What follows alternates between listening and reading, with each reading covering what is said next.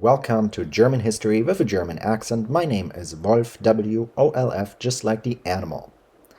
Under my last video about Paul von Lettow-Vorbeck, I was asked if I could return to my old video style, showing more images instead of speaking directly into the camera. Since this comment got quite a few likes, I have decided to follow this viewer request and return to this format. Please hit the like button if you also prefer the images over me talking directly into the camera, or simply put it in the comments below. But now let's dive into today's video about Georg Elser. He was born on January 4th, 1903 in Hermeringen, which is located in southwest Germany. Georg received his last name from his stepfather, Ludwig Elser, whom his mother married 1 year after he was born. Together with his 5 younger siblings. Since Ludwig Elser was an alcoholic, Georg had to support him in his timber business. Once Georg finished school, he began an apprenticeship as a metal lathe operator, but he had to abandon this position after only 6 months due to health problems. Instead, he completed an apprenticeship as a woodworker, which he finished on top of his class. During the economically troubled 1920s, he worked in several different businesses, for example a furniture company and even the Dornier Aircraft Company.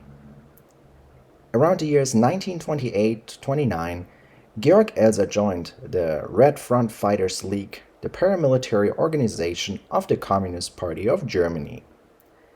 How much he was engaged in this organization cannot be reconstructed. From 1925 until 1932, Georg Elser lived near Lake Constance, which is in 1932 he returned to support his mother because his stepfather put his family in jeopardy due to his alcoholism and the accumulation of debts. In the 1930s, Georg Elser had a relationship with Elsa Herrlen. It is possible that up to 2 children came out of this relationship, but instead of marrying Elsa, Georg distanced himself from her and from his family up until the year 1939. In that year, Georg Elser spent at least a month carefully hollowing out the speaker lectern in the Munich Bürgerbräukeller. He did so by hiding in the maintenance room of the facility, awaiting the closing of the place, and working at least 30 nights on this project. By early November 1939, Elser used dynamite stolen from his job at the quarry to assemble a time bomb and placed it in the lectern.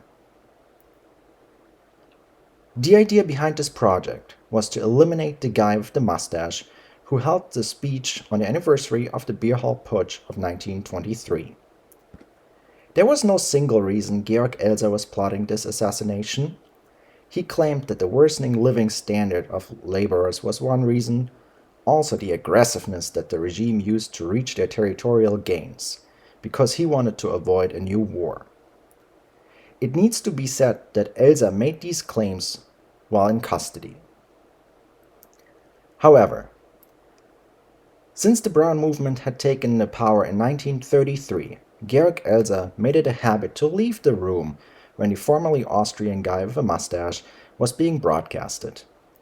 Elser also rarely read the newspaper, which led to a lucky coincidence. Because of this avoidance, Elser did not learn that the formerly Austrian guy was not planning to appear at the anniversary in the Bürgerbräukeller in 1939.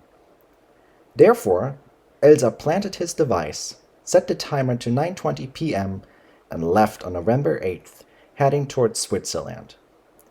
At around 8:45 p.m., he was arrested by the German Border Patrol because he acted suspiciously. He had parts of the detonator, maps of the Bürgerbräukeller, and an award handed him to the Red Front Fighter League with him. When his bomb went off at exactly 9:20 p.m. that night, the targeted person had already left the Bürgerbräukeller to catch a train back to Berlin.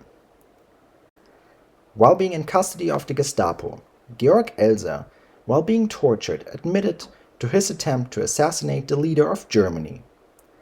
Although it became apparent that Elser had acted alone, the regime tried to make it look like that this assassination attempt was connected to the British intelligence service, It was their plan to prove this after the successful victory over the United Kingdom in the Second World War in an orchestrated trial. Georg Elser spent the remainder of the war in several concentration camps, where he was treated better than most before he was executed on April 9, 1945, in the concentration camp Dachau on the direct orders of the man he had tried to take out nearly 5 years earlier. Thank you for watching.